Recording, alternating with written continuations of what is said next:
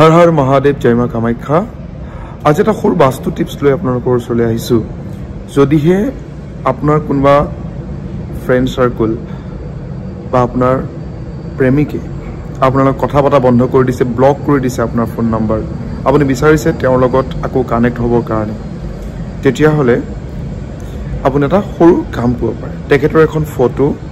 নাইবা তেখেতৰ নামটো আপোনাৰ বেডৰুমৰ নৰ্থ ৱেষ্ট ডাইৰেকশনত ৰাখি থব নৰ্থ ৱেষ্ট ডাইৰেকশন মই ৰাখিব নৰ্থ ৱেষ্ট দক্ষিণ পশ্চিম কোণত ৰাখি থব পাৰিলে ঘৰটোৰ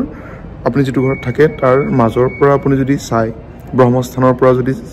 আপুনি নৰ্থ ৱেষ্ট ডাইৰেকশন লাও পৰা খুব ভাল যদিহে পাৰা নাই তেতিয়া হলে আপোনাৰ বেডৰুমৰ পৰাও নৰ্থ ৱেষ্ট ডাইৰেকশনত তেখেতৰ নাম বা ফটো ৰাখিব পাৰে যদি আপুনি ভাবিছে আৰু অলপ মধুৰ কৰি ৰিলেশনশিপটো তেতিয়া হলে আপোনাৰ ফটো এক পাসপোৰ্ট সাইজ ফটো এখন লব লাগিব তেখেতৰ পাসপোৰ্ট সাইজ ফটো এখন লব লাগিব ফটোখনৰ ব্যাক সাইডত আপোনালোকৰ নাম আৰু ডেট অফ বাৰ্থ লিখিব লিখি পেলাই ফটোখনক ফেস টু ফেস আপোনাৰ ফেস আৰু তেখেতৰ ফেস একে হৈ থাকিব হি ফেস টু ফেসত আপুনি মো মাজত লগাই পেলাই আঠাৰ নিচিনা যেনেকৈ মো দি পেলাই আপুনি সেই ফটোখন আপোনাৰ যিকোনো ডিএনএ আপোনাৰ যদি কাপোৰৰ ফুটা থাকে নহলে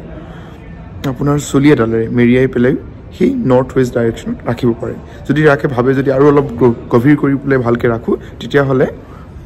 চেনি যত এটা বাউলত চেনি ভৰাই পেলাই সেই ফটোখন ৰাখিব পাৰে নহলে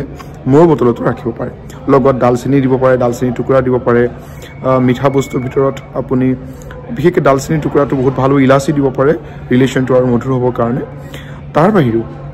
আপুনি যদি ভাবিছে তাত আৰু অলপ ভালকৈ গোলাপৰ পাপৰি নহলে গোলাপ জলৰ দি দিব পাৰে হৰ হৰ মহাদেৱ জয় মা